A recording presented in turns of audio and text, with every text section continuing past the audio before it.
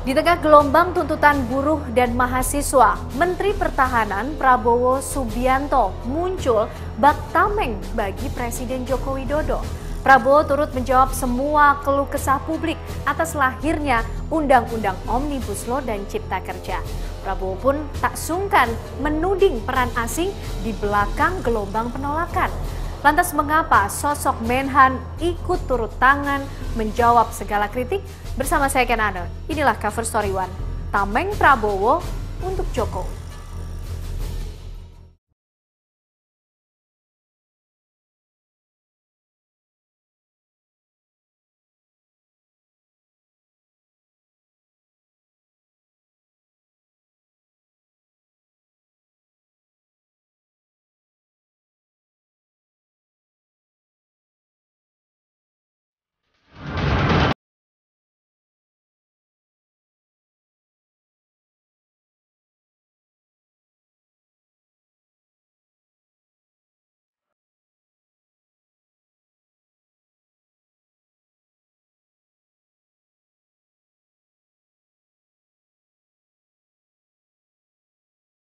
Setahun menjabat Menteri Pertahanan, Prabowo Subianto sebenarnya tergolong Menteri Irit Bicara.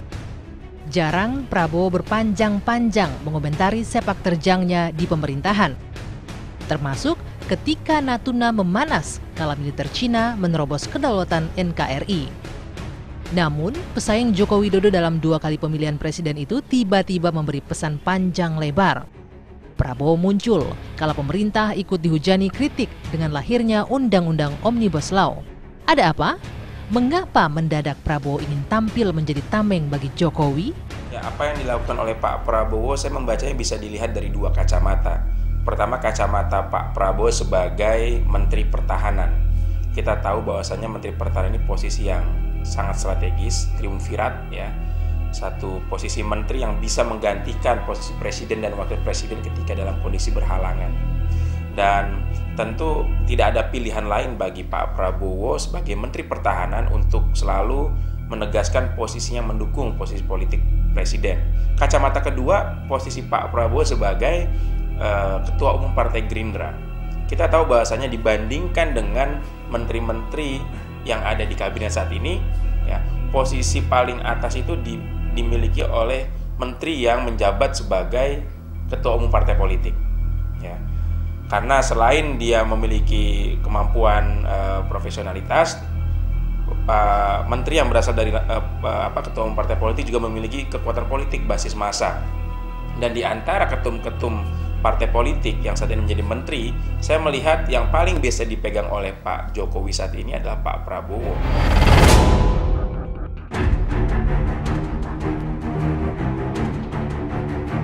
Inilah sejumlah poin pembelaan Prabowo untuk Jokowi.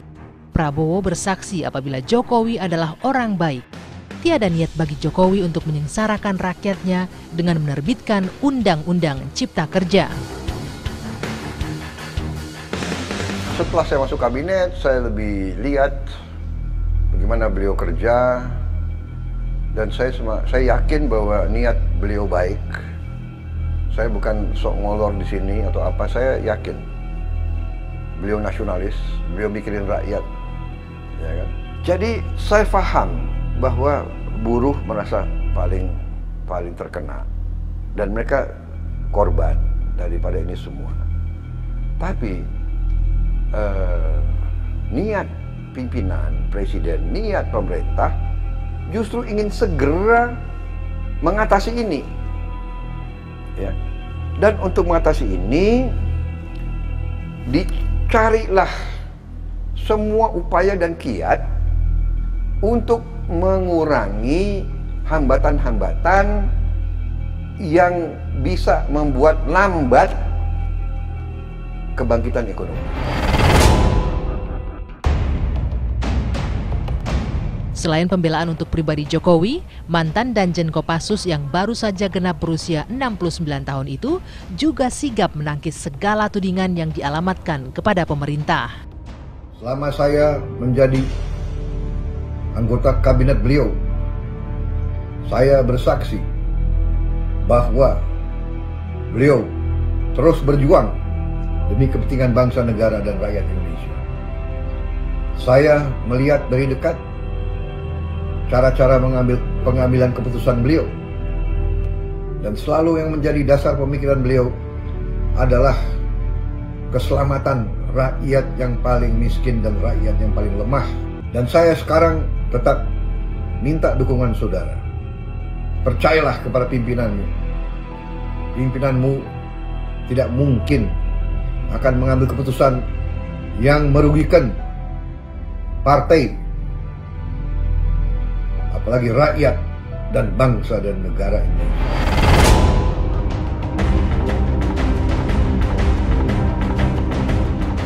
Lantas, mengapa Prabowo tiba-tiba seakan pasang badan membendung suara miring yang kian nyaring menyerang kebijakan Jokowi? Ya, itu tugas para menteri ya, untuk menjelaskan ini ke publik seterang-terangnya. Begitu.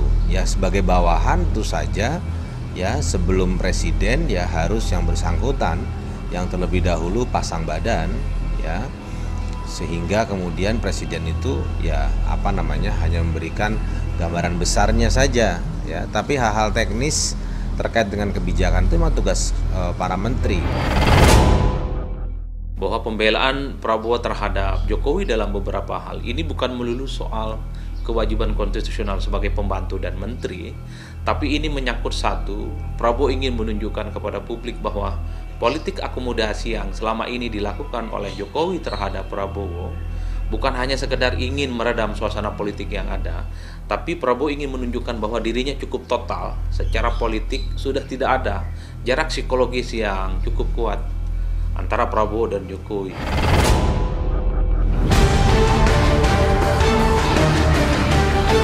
Kerapnya Prabowo tampil membela Jokowi memicu spekulasi. Ada dugaan karena sang Menteri Pertahanan dianggap masih memiliki basis massa yang kerap berkomentar pedas ke pemerintah. Tampilnya Prabowo itu diharapkan mampu meredam serangan. Bisakah?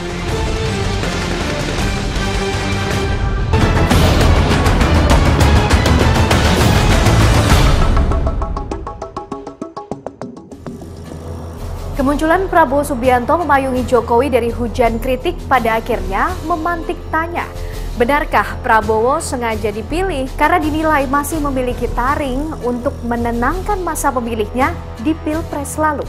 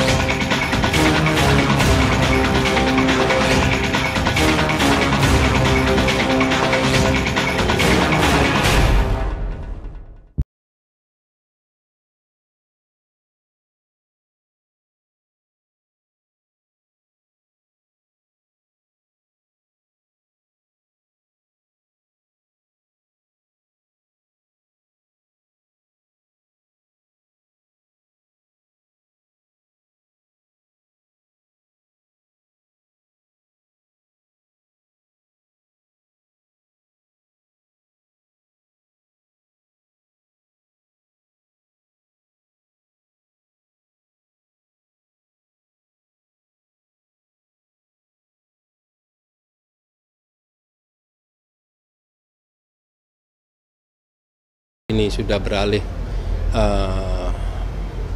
pandangan, mau direkrut dan melebur, ya itu tergantung kepada masing-masing individu ya. Kami tidak lagi menyikapi, kami tidak di dalam kapasitas dukung-mendukung, ya kami anggap sudah selesailah. Makanya GNPF tidak pernah mau berkomentar sama sekali tentang hal tersebut. Faktanya memang dengan pernyataan yang dikeluarkan oleh Pak Prabowo dan juga penjelasan yang dilakukan oleh para menteri yang ada di kabinet Pak Jokowi dan juga berbagai pihak yang akhirnya bisa menjelaskan ada informasi hoax dan menjelaskan isu-isu, ya alhamdulillah kita bisa melihat sekarang masyarakat sudah mulai bisa menerima. Jadi Pak Jokowi sendiri tampil secara langsung ya untuk mengadres publik tentang hal-hal yang menjadi isu ya yang dianggap problematis ya oleh masyarakat. Jadi tidak benar bahwa kemudian Presiden mendelegasikan ini ke Pak Prabowo.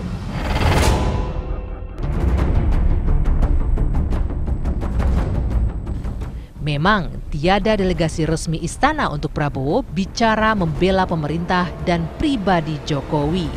Presiden Joko Widodo pun tampil sendiri, menepis semua isu miring tentang Undang-Undang Cipta Kerja. Namun, apa di balik klarifikasi panjang lebar Prabowo? Pertama, saya melihat saat ini pemerintah sedang menghadapi tekanan yang luar biasa. Tekanan politik, tekanan ekonomi, dan juga tekanan yang lahir dari situasi pandemi kali ini yang tidak diduga-duga oleh Pak Jokowi. Sehingga dibutuhkan satu bentuk komunikasi politik yang bisa menenangkan situasi. Semestinya ya ini bisa dilakukan oleh juru bicara presiden ya dalam mendeliver pesan-pesan presiden untuk bisa diterima secara positif oleh masyarakat.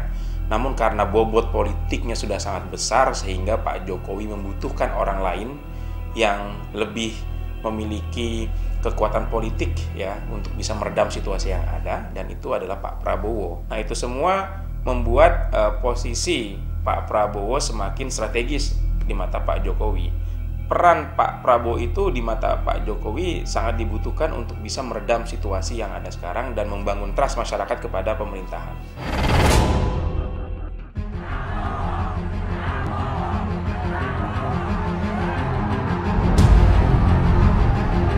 Tak bisa dipungkiri pada 2014 dan 2019 lalu, Prabowo banjir simpatisan, sehingga dianggap masih memiliki massa loyal. Namun, dengan masuknya ke lingkaran istana, masihkah pendukung itu tetap setia? Ya bagi kita sudah selesai. Artinya kebijakan Pak Prabowo ya kebijakan Pak Jokowi, dan kita kan sudah menjaga jarak dengan pemerintah sekarang. Jadi apapun yang dikeluarkan ya pasti kita tidak akan mendukungnya begitu. Ini jadi pelajaran buat kita semua. Politik itu tidak boleh berbasis kepada figur, ya. Tidak boleh berbasis kepada right or wrong is my leader. Pemimpin saya benar, nggak boleh. Politik itu harus berbasis nilai. Politik itu harus berbasis kebenaran. Di mana kebenaran berada, di mana nilai ditegakkan, di mana etika ada, itu yang kita dukung. Kalau kami di PKS punya prinsip island of integrity, ya, pulau integritas. Apa itu? Siapapun Anda, agama apapun, suku apapun, orientasi apapun, kalau punya integritas kita kerjasama. Itu yang menurut saya ada rencana yang nggak jalan gitu dengan perekrutan Pak Prabowo, karena memang ternyata dia belum mampu menjadi lokomotif rekonsiliasi antara pendukung Pak Jokowi dengan pendukung non Pak Jokowi gitu. Nah ini yang menurut saya pekerjaan rumah, dan Pak Prabowo nggak boleh tutup mata dengan itu.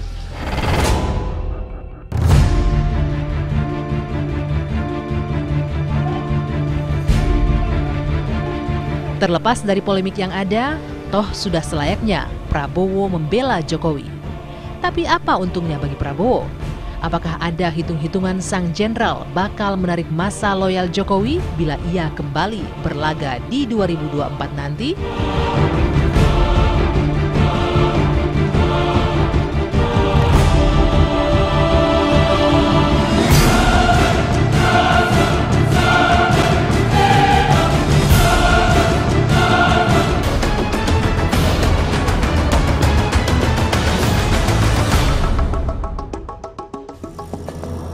Prabowo Subianto disebut-sebut membuat keputusan tak mudah tatkala memilih merapat ke lingkaran istana. Sebab tak hanya dirinya, namun juga nama besar Gerindra, partai politik yang dirintis dan dirawatnya selama ini ikut dipertaruhkan. Lantas, itukah sebagian alasan Prabowo mengapa kini semakin rajin membela Jokowi? Selamatkan Indonesia, Pak. Selamatkan Indonesia. Jadi rakyat merasa bahwa bangsanya harus diselamatkan.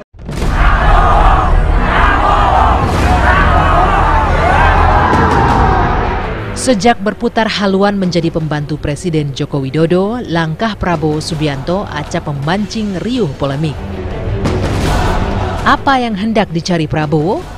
Benarkah posisi Menteri Pertahanan yang digenggamnya kini bak isyarat kiprah politik Prabowo sebagai birokrat tengah menuju paripurna? Di mata mantan pendukung yang memendam kekecewaan, Prabowo disebut-sebut telah ingkar janji. Di sisi lain, Prabowo juga kerap dikesankan sebagai representasi oposisi. Jadi karena sekarang menjadi menteri, menjadi pembantu presiden, pastilah kebijakan-kebijakan presidennya akan dibela.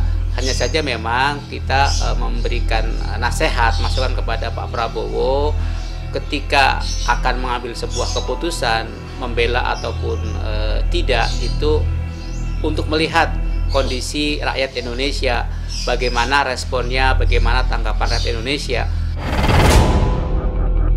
Saat itu yang kami dukung itu adalah capres, calon presiden, bukan camen.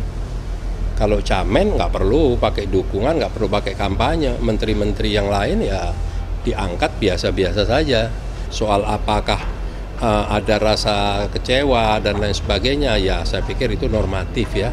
Terutama pada para alim ulama, para habaib, para pejuang, apalagi mak-mak, ya itu pasti menyalurkan aspirasi dan menanyakan kepada kami, tidak ada henti-hentinya hingga sekian bulan, bahkan sampai hari ini. Sekarang kan sudah cair ya, antara pendukung Pak Jokowi mendukung Prabowo kan sekarang sudah cair ya. Jadi Pak Prabowo itu bukan mengedres pendukungnya, tapi mengedres publik secara keseluruhan ya, supaya publik paham tentang kebijakan yang diambil ini dan tidak ada lagi mispersepsi ya tentang kebijakan ini yang kemudian menimbulkan konflik.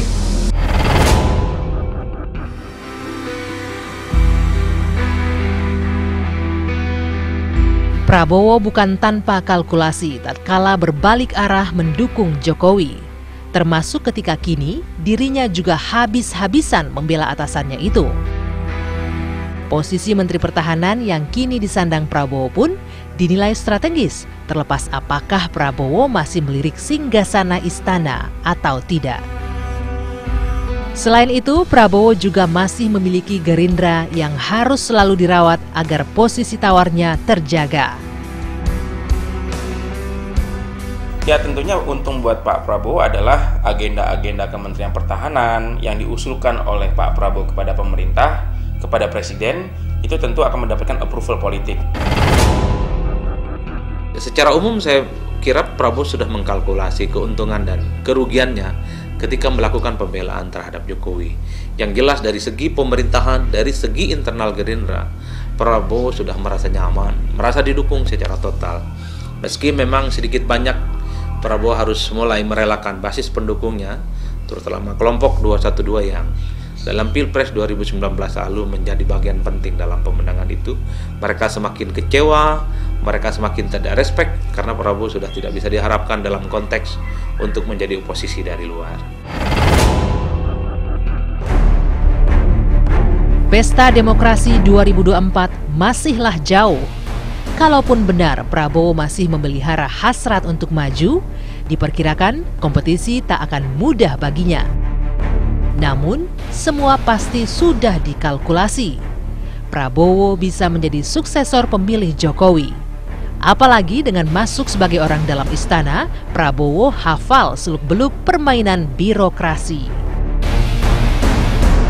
Masa iya sih akan jadi capres terus-menerus gitu kan, seumur hidup? Ya kita juga nggak ingin itu kan.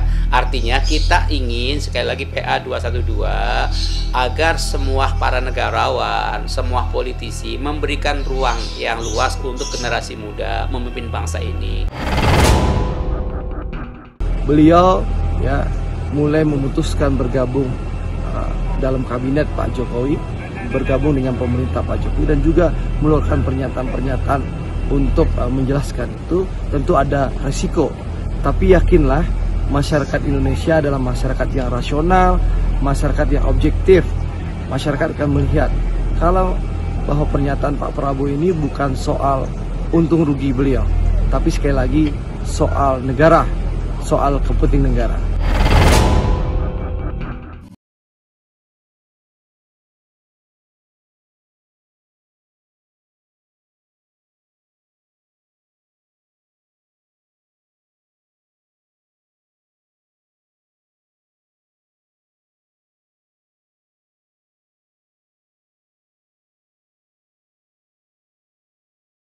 individual.